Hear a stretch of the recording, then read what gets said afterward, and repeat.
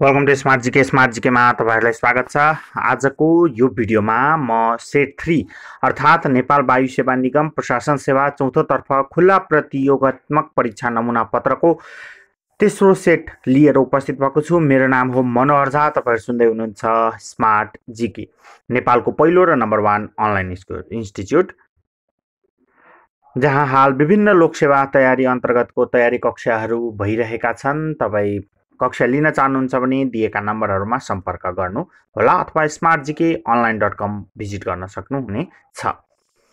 सुरुमा सिलेबसमा यदि तपाईले हेर्नुभयो भने 5 वटा नेपालको भौगोलिक, आर्थिक, सामाजिक, ऐतिहासिक जस्ता टपिकबाट राखिएको छ 5 वटा प्रश्न। त्यही भएर 5 नम्बरसम्म चाहिँ उक्त टपिकबाट हुनेछ।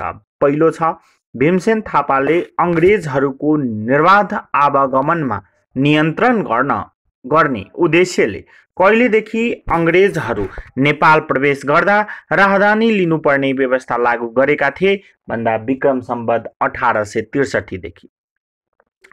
कुन वर्षपछि नेपालमा श्रावणदेखि असार मसान्तसम्मको अवधिलाई आर्थिक वर्ष मान्न थालिएको हो? विक्रम सम्वत 2009 सालदेखि। राष्ट्रिय महिला आयोगको पहिलो अध्यक्ष निम्नमध्ये को हुन् भन्दा दुर्गा पोखरेल। नेपालमा अवस्थित विश्वको सबैभन्दा उच्च स्थानको हिमनदी कुन हो भन्दा खुम्बु हिमनदी। निम्नमध्ये नेपालका 4 धाम अन्तर्गत नपर्ने धाम कुन हो भन्दा स्वयम्भूनाथ।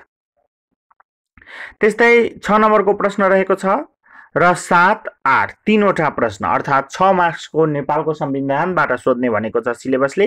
त्यही भएर 6 नम्बरदेखि 8 नम्बरसम्म चाहिँ नेपालको संविधानको प्रश्न रहेको छ र सोधेको छ निम्नमध्ये कुन ठीक हो भन्दा संवैधानिक उपचारको हक धारा 46 अन्तर्गत रहेको छ मौलिक हक। त्यस्तै 7 नम्बरको प्रश्न नेपालको संविधान अन्तर्गत रहेको छ नेपालको संविधानको कुन अनुसूचीमा संघ र प्रदेशको साझा अधिकार सम्बन्धी विषयहरू उल्लेख गरिएको छ? चौथो तहमा पुरै संविधान पढ्नु पर्दैन, संविधानका केही कुराहरू पढ्ने कुराहरू तोकिएका छन्। त्यही भएर सम्पूर्ण संविधान पढ्नु पर्दैन, ठिक्कको पढ्नुवाला चौथोलाई मात्र हो भने। त्यस्तै नेपालको संविधान अनुसार महालेखा परीक्षकको पदावधि नियुक्तिको मितिले कति वर्षको हुनेछ भन्दा 6 वर्षको। त्यस्तै 14औं योजनाको कुरा गरेको छ तेस्रो टपिक अन्तर्गत। योजनाको र साथै योजनाले नागरिक उड्डयन अथवा नेपालमा वायु सेवा निगम सम्बन्धी अथवा पर्यटन सम्बन्धी के कस्तो व्यवस्थाहरू भएको छ, योजनागत व्यवस्थाहरू भएको छ भन्ने कुरा सोधेको छ। 2 वटा प्रश्न अर्थात् 4 अङ्कको। नेपालको संविधान अनुसारको कुरा गरिसकेपछि अब चाहिँ योजनातिर लगाउँ। 15औं पञ्चवर्षीय योजनाले योजनाको अन्त्यसम्ममा आधारभूत खानेपानी सुविधा पुगेको जनसङ्ख्या कति प्रतिशत पुर्याउने लक्ष्य लिएको छ भन्दा 79%। त्यस्तै विद्यमान नेपाल नागरिक उड्डयन प्राधिकरणलाई पुनर्संरचना गरी सेवा प्रदायक र नियामक छुट्टा छुट्टै निकाय हुने गरी कानुनी व्यवस्था गरिनेछ। 14 योजनाको निम्नमध्ये के अन्तर्गत पर्दछ भन्दा कार्यनीति अन्तर्गत पर्दछ। तलका मध्ये कुन नेपालमा विद्यमान वातावरणसँग सम्बन्धित ऐन कानुन तथा नियमहरू हुन् भन्दा वातावरण संरक्षण ऐन 2053 चाहिँ नेपालमा विद्यमान वातावरणसँग सम्बन्धित ऐन हुन्। 12 नम्बरमा जाउँ। 12 नम्बरको प्रश्नले भन्दैछ नेपाल वायु सेवा निगमको महाप्रबन्धकको नियुक्ति कसले गर्दछ भन्दा महामन्त्री परिषदले गर्दछ महाप्रबन्धकको नियुक्ति।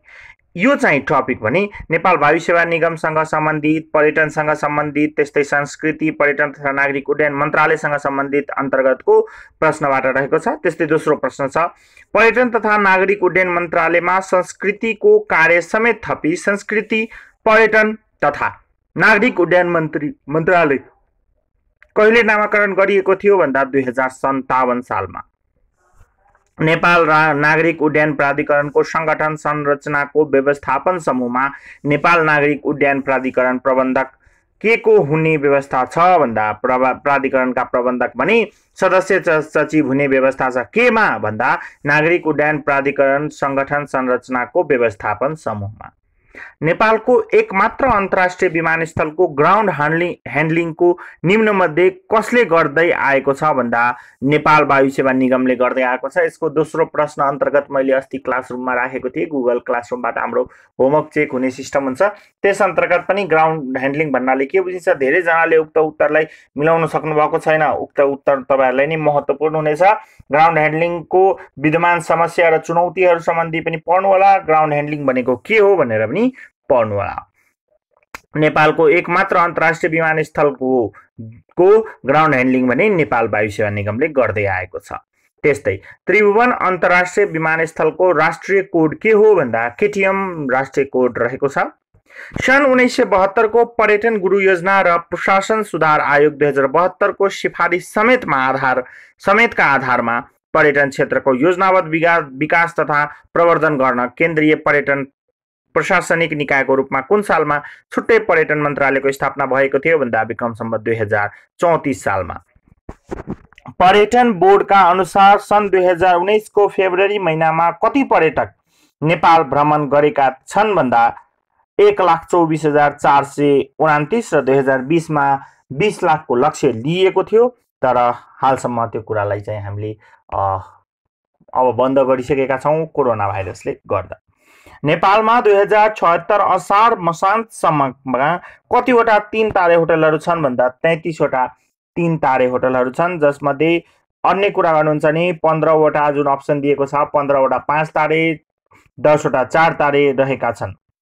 नेपाल वायु सेवा निगम कर्मचारी विनियमावली 2058 अनुसार सेवामा रहने स्तर बमोजिम सहायक स्तरमा कति तह रहेका छन् भन्दा 5 वटा। त्यस्तै अधिकृत स्तरमा 12 वटा। नेपाल वायु सेवा निगम कर्मचारी विनियमावली 2058 अनुसार कर्मचारीले प्रत्येक आर्थिक वर्षमा पूरा तलब र भत्ता सहितको कति दिन बिरामी बिदा पाउनेछन् भन्दा 12 दिन। 100 वर्ष सेवा अवधि पूरा गरेको कर्मचारीलाई प्रत्येक आर्थिक वर्षको लागि निगमको हवाई सेवा सञ्चालन भएको स्थानमा उपयोग गर्न पाउने गरी कति थान निशुल्क हवाई टिकट उपलब्ध गराइनेछ भन्दा 4 थान। नेपाल पूर्वाधार विकास बैंक राष्ट्रिय स्तरको अब 22 नम्बर पछिका 4 वटा प्रश्न 26 नम्बरसम्म भने 23, 24, 25, 26 भने करेन्ट अफेयरको राष्ट्रिय तथा अन्तर्राष्ट्रिय घटनाहरू राखिएको हुन्छ, जस अन्तर्गत पहिलो प्रश्नमा चाहिँ नेपाल पूर्वाधार विकास बैंक राष्ट्रिय स्तरको पूर्वाधार विकास बैंकका रूपमा नेपाल राष्ट्र बैंकबाट कहिले अनुमति प्राप्त गरेको हो भन्दा 2075 माघ 28 गते। त्यस्तै नेत्र प्रसाद गुरागाईँलाई नेपाल सरकारद्वारा शहीद घोषणा कहिले गरिएको थियो भन्दा 2076 माघ 9 गते। त्यस्तै मदन कृष्ण श्रेष्ठ र हरिवंशाचार्यद्वारा नेपालका लागि 100 दिन नामक अभियान कहिलेदेखि सुरु भएको हो भन्दा 2076 पुस 1 गतेदेखि। विक्रम सम्वत 2076 कार्तिक 23 गते लागू भएको अकुपाई टुडिखेल नामक अभियान केसँग सम्बन्धित छ भन्दा अतिक्रमित टुडिखेल बचाउनसँग सम्बन्धित छ। यसरी नै तपाईको अन्य प्रश्नहरू त्यस्तै अंग्रेजी सम्बन्धी क्षमताको लागि यहाँ तपाईले स्क्रिनशट गरेर अथवा मेरो फेसबुक आइडी मनोहर झाबाट तपाईले लिन सक्नुहुन्छ। उक्त प्रश्नको मोडेल पीडीएफ अथवा फोटोको रूपमा तपाईले लिन सक्नुहुन्छ। हस्त धन्यवाद।